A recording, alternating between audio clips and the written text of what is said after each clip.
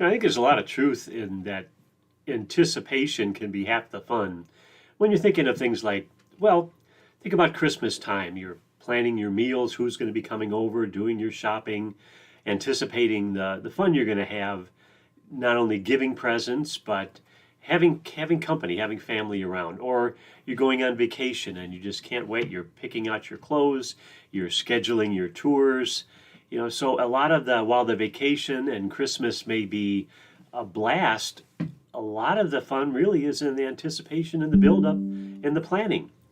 Now, the same can be said for people that I work with when they're getting closer to retirement, but there's a caveat there, and that is the proper planning. You can't just decide you want to retire and look forward to it and hope everything just comes to pass. And so with Christmas, holidays, vacations, even weddings, most of the time things don't work out exactly the way we planned.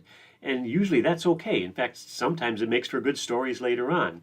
But same really can't be said for retirement. You really do need a more disciplined scientific approach to make sure you've covered your bases. Not only have you saved enough, are you going to be able to cover your expenses? What about inflation? What if one of you needs extended care? What if one of you isn't around if you're a couple? There are a variety of not just the basic things that make sense on the surface, but what about the what ifs? And that's where either be prepared to do a lot of that work ahead of time or work with someone that's experienced in doing that and take a little bit of that load off your shoulders.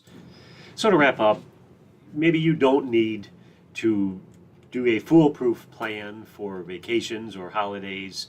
You really need to do your best work when it comes to planning for retirement so that you can really have fun in those days leading up to it, those days of anticipation.